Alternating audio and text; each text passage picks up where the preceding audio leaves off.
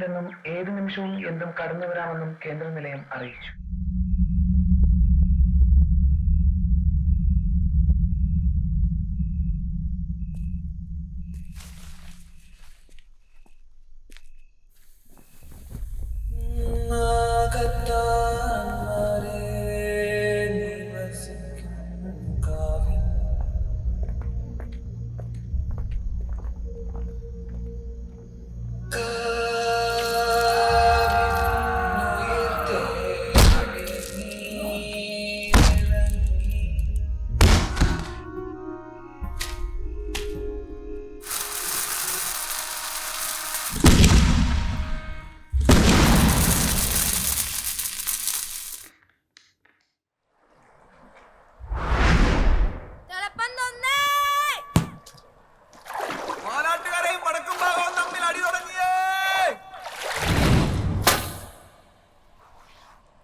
നിങ്ങളാണല്ലേ പേര് കേട്ട തമ്പാൻ?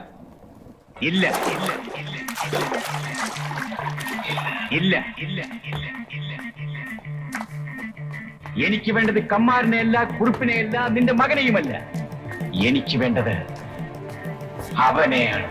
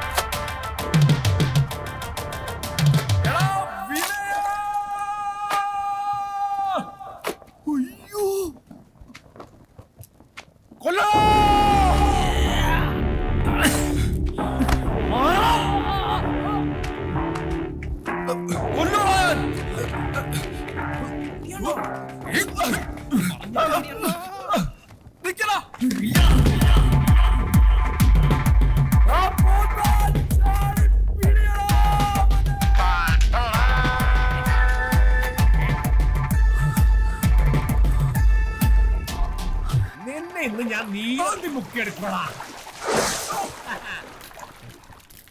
അണ്ണനാണല്ലോ മുങ്ങിയത്. ബക്കറ്റ്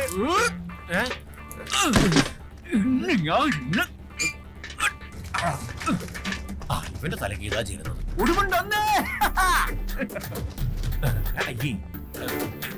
എന്റെ ബക്കറ്റിങ് മിസ്സായതണ്ണ. ചിറ്റയുടെ മോനെ. ഓ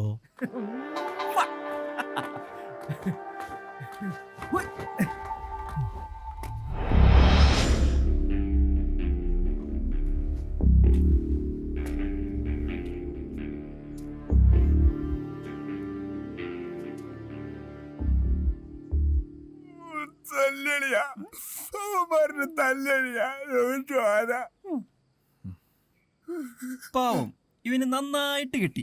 നിനക്കൊന്നും പറ്റാഞ്ഞ നന്നായി. നിനക്ക് കിട്ടുന്ന കത്ത് കstu ഞങ്ങക്ക് കുത്തും ചോട്ടും. അല്ലലും ഞങ്ങളൊന്നും തന്നെ ഇവിടെ ആർക്കും ചോദിക്കാൻ പറഞ്ഞില്ലല്ലോ.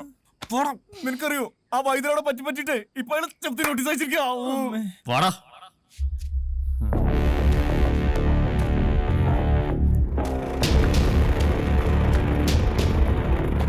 വള്ളിയും തെറ്റി പുള്ളിയും തെറ്റി.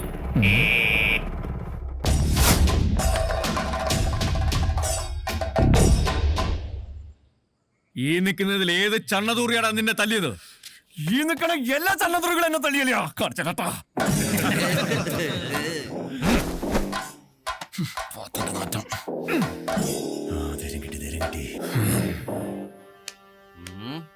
അരേ തു ചക്ക.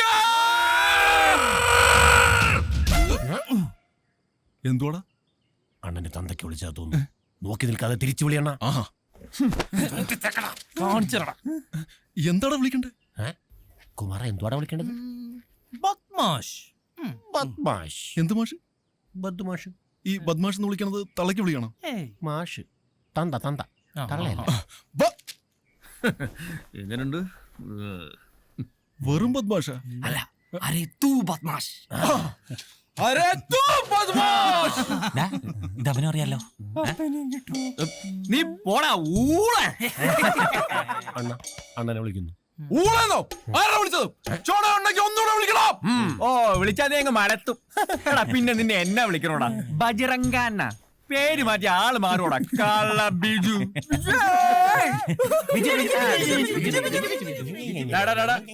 എന്റെ പേര് ബജ്രംഗൻ. ഡാ വിനയ, വടക്കും ഭാഗത്ത് പെമ്പിള്ളാരെ വളയ്ക്കാൻ കത്തും കാസറ്റും കിടിപിടിയായിട്ടുള്ള നിന്റെയൊക്കെ അഭ്യാസം ഉണ്ടല്ലോ, അത് ഇങ്ങോട്ട് ഉണ്ടാക്കണ്ട. നീയൊക്കെ ഇനി എന്ത് കസർത്ത് കാണിച്ചാലും ഇനിയും കൊടുക്കും. കത്തും കൊടുക്കും, ദേ ഈ കാസറ്റും കൊടുക്കും. ചോടയാണെങ്കിൽ നീ ഒന്ന് തടഞ്ഞു നോക്കും. പിന്നെ ഇതൊക്കെ ഒരു കലയല്ലേ ശ്രീ ബിജു. വേണമെങ്കിൽ പഠിപ്പിച്ചു തരാം. എന്തെങ്കിലും സംശയം ഉണ്ടെങ്കിൽ വിളിച്ചാൽ മതി. My phone number is 2255. അത് കലക്കി 22 അണ്ണാ 2255. നമ്പർ നോട്ട് ചെയ്ത് അവരെ പോയി പിടിക്കണോ? ഒന്നും നോക്കണ്ട, വിട്ടോടാ. എന്നോടൊപ്പം പറിക്കാൻ എന്നോടൊപ്പം അവന്റെ മണ്ടയില് കയറി പറിക്കാൻ.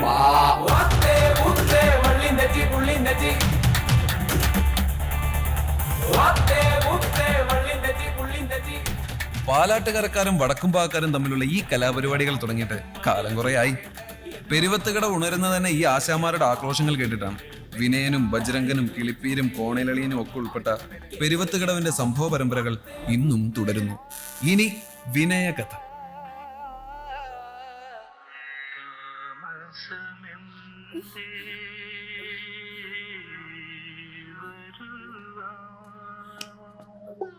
എന്റെ തേവരെ, പ്രേം നസീറിനെ പോലെ സുന്ദരനായ ഒരു ആൺകുഞ്ഞായിരിക്കണേ. ശ്രീദേവി ടോക്കീസിന്റെ ഓപ്പറേറ്റർ ആയിരുന്നു നമ്മുടെ ബാലേന്ദ്രൻ.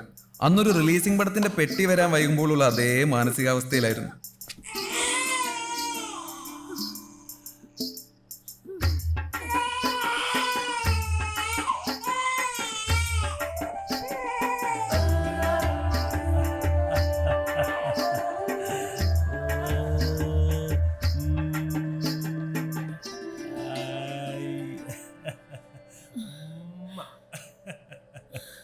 അച്ഛന്റെ പ്രേം നസീറേ.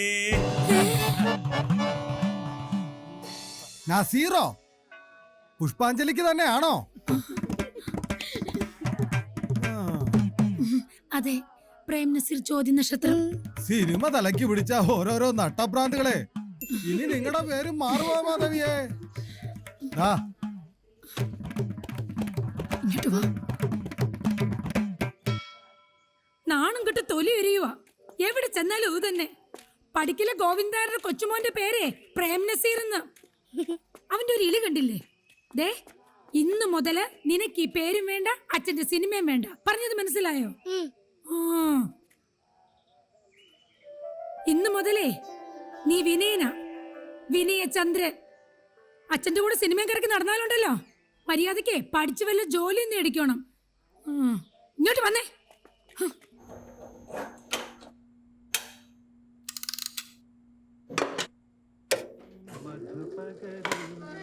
മലച്ചൊരിയു അനുരാഗ പൗർണമി.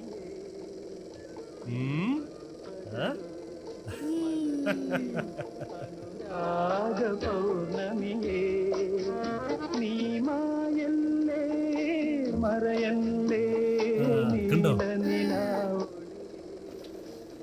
ഇഷ്ടായോ? സിനിമ കണ്ടോ? ഹായ്, നോക്കി കണ്ടോ? നസീറിനെ കണ്ടോ? ഇഷ്ടായോ?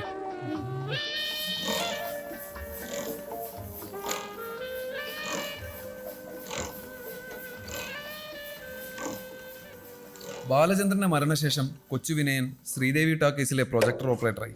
അച്ഛന്റെ ഓർമ്മകൾക്കൊപ്പം തന്നെ പ്രൊജക്ടറും ശ്രീദേവി ടാക്കീസും തന്റെ മനസ്സിലേക്ക് വിനയൻ ചേർത്ത് വെച്ചു.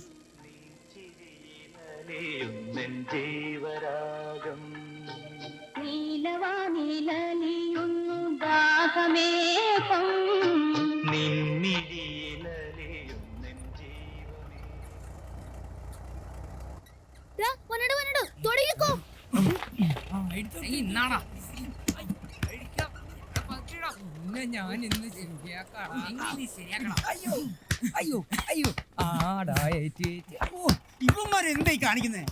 എടാ വഴി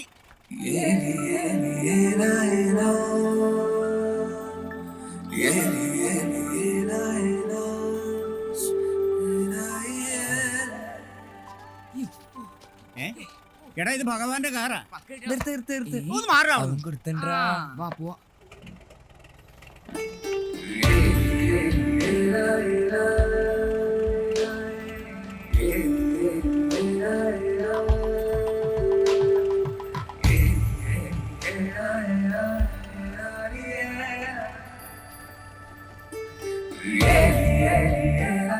അന്ന് പെരുവത്തുകടവിൽ സംഭവിച്ചത് 2 കാര്യങ്ങളാണ്. ഒന്ന്, വിനയൻ ശ്രീദേവി പ്രണയബന്ധത്തിന് തുടക്കം കുറിച്ചു. 2, പാലാട്ടുകരക്കാരും വടക്കുംപാക്കാരും ബദ്ധ ശത്രുക്കളുമായി. ഓ, ഇനി അതിനുള്ള കാരണം അറിയണമെങ്കിൽ ഭഗവാനെ അറിയണം.